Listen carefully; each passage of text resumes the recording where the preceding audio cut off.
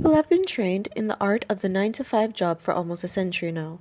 The 9 to 5 came about in the 1900s, where your work was no longer based on tasks completed or inventory sold, but on a daily, weekly, and hourly basis.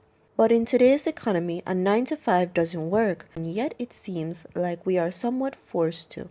Here's a brief rundown based on how the 9 to 5 is approached in my country.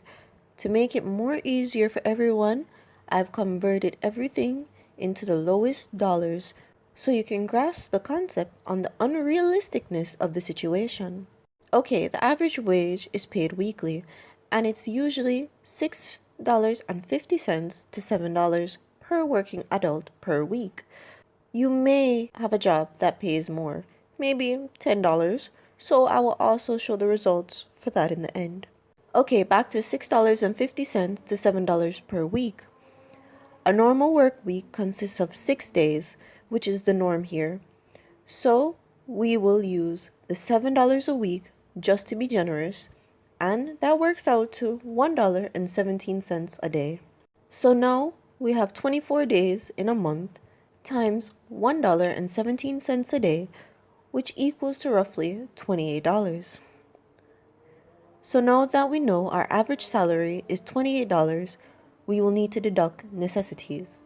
Transportation, to and from work, rent or mortgage, electricity bill, water bill, food bill, and maybe one kid or one dependent, such as an elderly.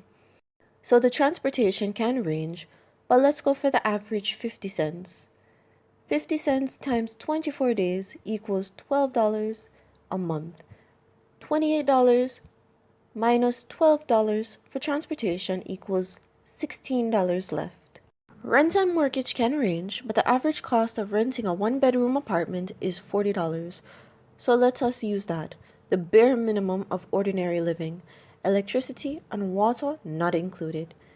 So $16 minus $40 for the rent equals negative 24. Electricity on average for a one-bedroom apartment is about $12. $12 minus negative 24 leaves you with negative 36. Water bill on average is $6. Negative 36 minus $6 for water bill equals negative 42.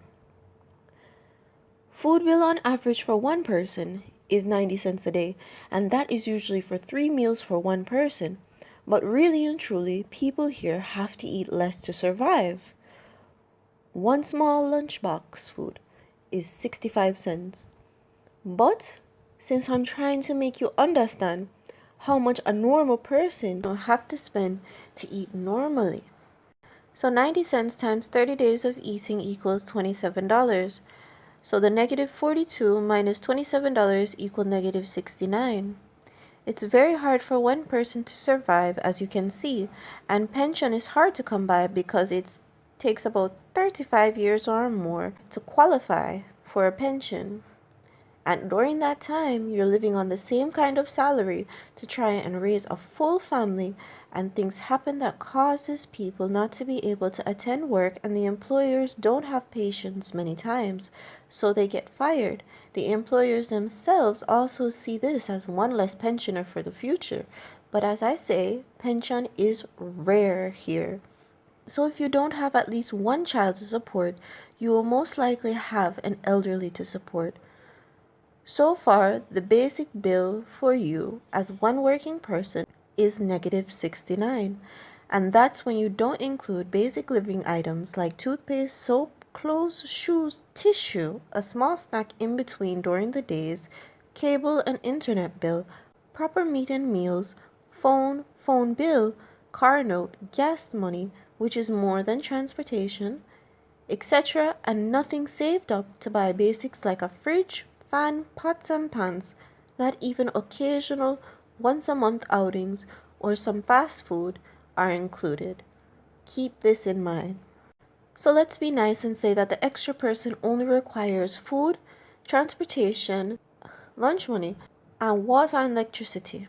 Note, transportation costs and lunch money for child will be used to substitute for the elderly's monthly medication and maybe special dietary needs. The water and electricity of an extra person will also be half just to be nice. So the food bill is equal to $13.50, transportation is $6, lunch money $10. You may deduct something from it if you wish from the food money. Electricity bill $6, water bill $3, and then the total cost is equal to $38.50. Negative 69 with your basic living plus $38.50 with your child or elderly equals negative $107. Again, this is after a whole month's salary of $28 is deducted, and again does not include necessities like soap, clothes, and no savings. So the average person would have to make $135 to just survive and try to carry on a normal life when only the regular salary is $28. How is this even possible? This comparison is the case for most all countries in the world, some worse off than others, whether it's a first world or third world country. Some may argue they get paid more, but how much more? Not enough to get rid of the negative number, I can promise you that, unless they're in the top 10% of people. How companies and rules and regulators allow this is beyond me, and how people can accept it is incredible. In a world that has become living to work but not work to live, how can people actually thrive? Paying for a home you rarely see, having to do unpaid overtime just to keep employers happy, dedicating more time to the office and less time to loved ones, dedicating more time to work, sacrificing your own health, not even including trying to go to college at the same time that cannot be maintained. They say people must work harder, but the truth is people work so hard that they have no time to dedicate themselves to other important things. They say people should wait to have families, but then when people wait so long, they must go in financial ruins for IVF and other treatments when God gave them a good amount of time in their youth to reproduce. But the employers and companies keep blaming us and keep pushing our boundaries along with wanting us to be satisfied, loyal, honest. Let them be nosy in our own daily life business, dedicated and extremely hardworking, while also being easily disposable as well. Things like religion and church are used to promote the satisfaction in suffering, while also requesting 10% of an already negative pay.